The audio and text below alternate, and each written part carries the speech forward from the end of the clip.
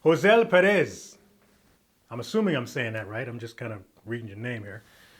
Doesn't say where he's from, but I'm assuming wherever it is, it's not snowing there right now. Anyways, he's got a question about latency. And latency, for those who don't know, it's just an annoying sort of digital millisecond delay while you're recording. So from the moment you hit the drum to the point it's actually recorded, there's a bit of a delay there sometimes, and it's kind of a pain. Anyways, hope everything's great. Great channel, man. Thank you very much. I'm using the same interface as you, but I'm getting way too much latency. Do you have this problem? And if you do, how do you deal with it? Yes. Well, not now, but I did have this problem. And it's a pain in the butt when you're trying to get stuff done. So I'm not an IT guy. Let me just start out by saying that. But you learn a couple things when crap goes wrong. But I'm still going to suggest that you Google after you watch this, because I'm not an expert at this technical computer stuff. But there are a couple of common problems for latency. The first place you should look is your buffer size. So you got to go into preferences and you have to check your buffer size. The buffer is basically like it's like a waiting room for data. It's where all the data kind of hangs out before it's being sent along. And sometimes if the buffer size is at the wrong size or whatever, it can affect the recording. So I don't know what recording software you're using, but they all have the same sort of options and preferences. So you got to go in there, check your buffer size, and make sure that's cool. Another thing that could cause the problems that your CPU is too slow. So your computer is just too slow to handle the workload, and sometimes that can cause it. Another problem might be your hard drive. Your hard drive might be too slow. You might just need an upgrade or something like that. Your driver, the driver for the unit that you're using, which, by the way, he mentioned it's the same one as the one I'm using. I'm using the Tascam 1608. Make sure your driver's updated and you're using the right one. Sometimes that can be a bit of an issue. And other little steps that you can take to make sure that your computer's running nicely while you're recording. I don't know if you're using Logic. If you are, like I am, I'm using Logic Pro X here. And on the top menu, under Record, there's a drop-down menu. And there's an option that just says low latency mode. So it basically just kind of optimizes the environment. Just put a little check beside that. And it just kind of, helps to clean up the environment. For me, anyways, it eliminates the problem completely. As soon as I click on that, that's the quickest fix for the latency problem when I deal with it. I just got to remember to make sure that that little box is checked. And other things that you can do, or things that I do to make sure everything's cool, I turn the Wi-Fi off on my MacBook. Close all other applications. This Mac is dedicated to just recording, so I don't have a bunch of windows open. I mean, whether that affects it or not, I don't know. But yeah, these are just some steps that you can take to make sure that everything's cool. But the first thing you should do is Google buffer size for your particular workstation that you're using, and make sure that that's set at the right spot for recording. And that'll just avoid latency, and sometimes you get clicks and pops too while you're recording. That all has to do with the buffer size. So if there are any experts out there that know more about the technical aspects of recording than I do, that can help my man out, go ahead and leave some comments below, and give him a few tips. Demir, he's got a question, and he's watching from Serbia. Serbia, man, that's messed up. Big hello from a 32-year-old drum student from Serbia. He's got a question about seat height. He's saying, here's my question. I practice my left foot technique a lot, but can't seem to find a balanced position on the throne. That is, being able to kick with both feet or both feet simultaneously without feeling a bit thrown off balance. Can you share your advice on this topic and show us how deep you sit on the throne, how far back from the hi-hat? You get the point. Yeah, seat height is one of the most overlooked and most important part of drumming in general. Improper seat height, whether you're seated too low or too high, can result in some serious long-term physical issues. And the dangerous thing about that is that the longer it takes a physical issue to develop, the longer it's going to take you to recover from it.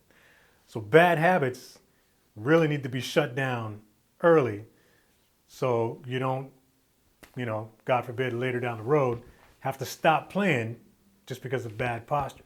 So let me back this camera up so you can see what I'm doing here.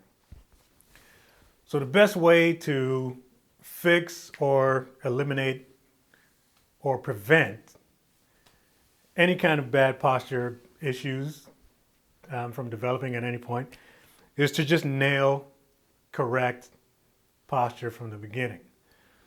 So as you can see, this is my other throne. I have two. One's on my kit right now, and then this is the other one that I normally take out with me. And they're both set at the height that I normally sit at. So if you can see, my knees my thighs, I should say, they're on a slight angle. So regardless of how tall you are, how short you are, whatever, the principles, I think, should still be the same. So it starts with the angle of the thighs. You could be parallel to the floor, that's cool. I think it's better if you're just a couple inches above parallel to the floor. And not too high, like just a tad higher than parallel is the perfect height for manipulating the pedals, preventing back problems, all that kind of stuff. Starts there. I see a big issue with a lot of younger drummers where their pedals aren't lined up evenly. So their hi-hat pedal might be back too far or might be too far up or whatever, and they end up sitting at this weird kind of angle like this where they're trying to manipulate both pedals, you know what I'm saying, in this way. Unevenness in the pedals can cause you to, be a little bit off balance when you do that. So you have to watch that too. So start out, first of all, on the seat and make sure you're at a good height. Make sure your feet are at a very comfortable width apart. And you should be able to tell where that is just by sitting on a throne with nothing in front of you and just sitting there naturally, just like this. Wherever your feet land is about how far apart your pedals should be. If you're dealing with a double pedal down there, then what you could do is split the difference on the left foot. So for instance, if I had two pedals on this side, right there is about midpoint. I'd put one pedal here and one pedal there. And now I can do whatever I want comfortably without any kind of strain or anything like that with any of my feet. And the feet themselves are normally, what I like to do is make sure that this position here, what I'm sitting in, if I had pedals in front of me, they would be fully depressed to the floor. Flat, so they're both in what I call the on position. And now I'm in a great spot to do whatever I want with these pedals. And that's basically how you find the perfect seat height. And that should eliminate everything. Once you find the perfect seat height, you shouldn't have any problems with imbalance. You shouldn't have any problems with back issues, or like nothing should feel weird. And this, now that we're on the topic, this is the perfect way to start before you set the rest of your kit up. It all starts here, right? It all starts with your seated position, and then you set the kit up to fit you. You should never try to adjust to your kit. Always try to start from zero. Start from a comfortable seated position, and then set your kit up so that when you start playing, there's little to no fatigue involved. So yeah, man, that should help you out, hopefully. Anyways, start with the seat. Look at the angle of your legs. Look at the width of your feet. Adjust your pedals accordingly, and you should be cool. Joshua Santa Cruz is from Phoenix, Arizona, and Josh wants to know a little bit about endorsements. So he's just writing here, I was just wondering if you could go into detail about how you obtained your endorsements, what each company had you go through or submit to become an endorsed artist. Also, what the difference between educational artist and performing artist criteria is, if any. And there's a couple of companies he's interested in. Yeah, so he just wants to know the process of how I got my endorsements. All right. Before I get started, let me just mention, first of all, that if you want to know the entire deal about the whole endorsement game, there's a video on my channel where I discuss the entire relationship business aspect of it. So after you check this out, if you want to know more about and how endorsements work and the whole deal with that relationship between artist and company, check that video out after you watch this. But as far as how things came together for me, I kind of like talking about this because I think it's pretty cool, actually, how it happened. So for those that don't know, I have 4 endorsements. I'm with D'Addario Canada, Yamaha drums, Vic Firth drumsticks, and Paiste America. Now there's 2 particular relevant aspects to my endorsements and how I got them. First of all, it took me a really long time before any company was interested in me as an individual artist. Second thing is, when I did get my endorsements, they all happened at the same time. So in the space of about 5 or 6 months, I went from 0 to 100. So the first one I got was the D'Addario one. And basically how that happened, a good friend of mine plays with a band called Platinum Blonde up here in Toronto. They're sort of a classic 80s new wave band that are still busy playing all over the place. So anyways, Dan and I went out to lunch one time, this is a few years ago, and he had mentioned that he put my name across the table of Larry Davidson, who was the artist relations guy up here at the D'Addario Canada.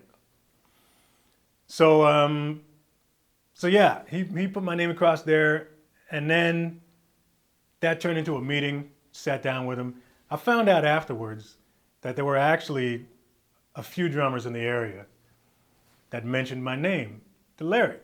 So that came as a recommendation, the first one.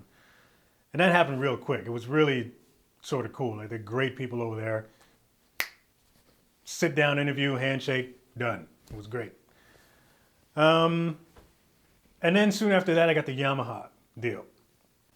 I had a relationship with the artist relations guy for Yamaha because I worked at a music store for about 8 years. So you meet a lot of people in that environment. You meet reps from all of the companies. So you see them on a regular basis. You're calling them up for parts and model numbers and all that kind of stuff, right? So you already develop a relationship with these people. So anyways, worked at the store, I was friends with Sean, and over the next several years, because I'd always been playing Yamaha drums, so it just made us hit it off even more. Because every time he'd come to the store, we just talk shop, talk drums, whatever. So, anyways, I worked at the store, and then I left. Right, left the store and started hustling on my own. So at one point, I hooked up with this band from Nashville. They're based out of Nashville, anyway. And after that happened, soon after, maybe a year after that happened, now that I was a full-time musician, I'd already had this long-standing relationship with Sean at Yamaha. He decided it was time to snatch me up. So he gave me a call, clear out of the blue, and said, "Hey, I think it's time that we brand you." So that's how the Yamaha thing happened. Now the Vic Firth deal was another situation that was kind of facilitated by my relationship with the artist relations guy, who used to pop into the store all the time and chat with us and, you know, show us new products or whatever. So yeah, man, relationship had a lot to do with it. But anyways, years later down the line, after I jumped into playing music full time, I was with another drumstick company at the time. They made great sticks, but there was a particular stick that Vic made that I was using at the time. I think they were HD4s or something like that. I can't remember. But I bought 3 pairs of these sticks and I fell in love with them. And I was using them all the time. So I didn't think it was fair for me to be, you know, out there pimping these sticks when I'm with another company. So I decided to respectfully cut ties with the one that I was with. And then I contacted my friend at Coast and told him the deal, told him that I'm using these sticks now, and I absolutely fell in love with them. And sort of sent my request to join the family. So from there, he sent my information down to the Vic Firth headquarters, which is in the U.S.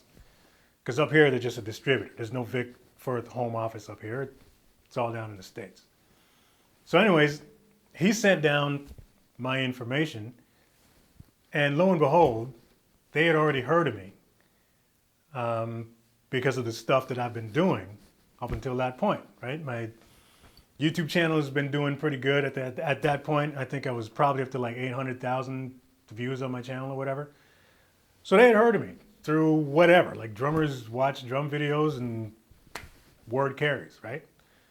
So that made that whole thing happen, which I think was awesome. So the band that I was playing with at the time, we were just about to hit the road across Canada with the Zach Brown band.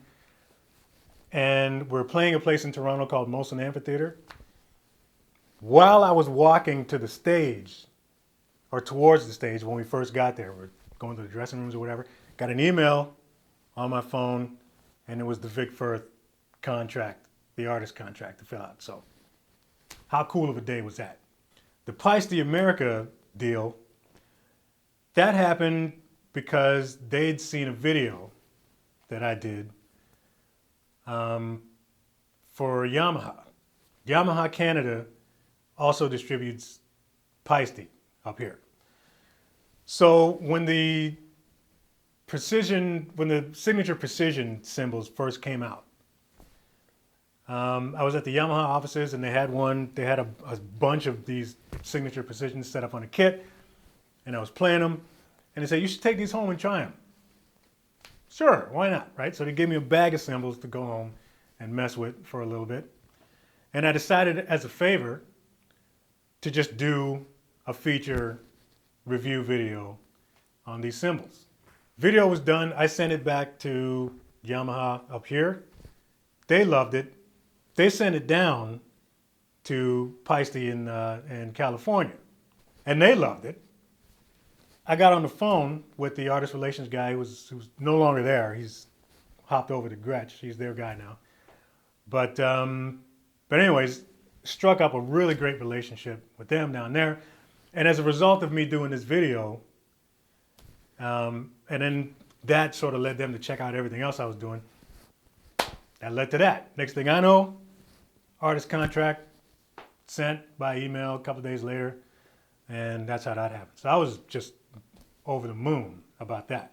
Now, I'm not 100% sure what the difference is between an educational artist and a performing artist. Like if the criteria is different, it might vary by company.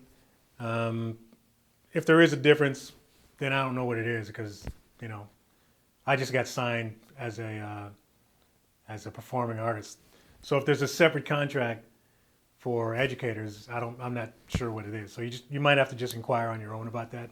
So the moral of the story here, man, is that I did my own hustle for a very long time before all of this stuff happened.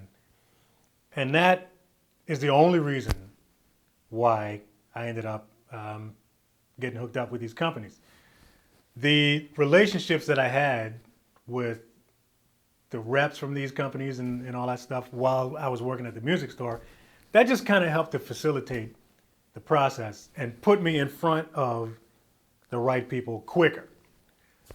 But if I wasn't doing my own thing, you know, none of it would have happened.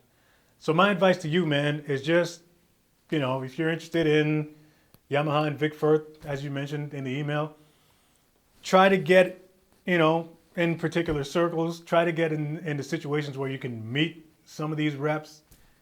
Going to clinics helps. If there's any kind of Yamaha sponsored or Vic Firth sponsored clinic in your area, go there, hang out afterwards, talk to the reps.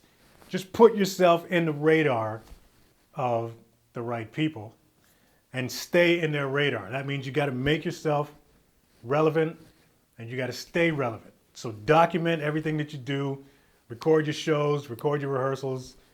You know, if you do clinics, especially, being able to do clinics and communicate to other drummers is huge for companies these days. It's not enough anymore to just be in a busy band. Stick to the brands that you're loyal to and make sure, you know, if you're recording any videos, make yourself seen playing these products because it's just all going to look better on you when you finally do, you know, if you're able to get a sit down with anyone from these companies, all that stuff's just going to help. Thanks for watching. Send your questions to askbeatdown@gmail.com. Don't forget to mention where you're from. We try to get one of these videos up every Tuesday. Like, subscribe. See you next video.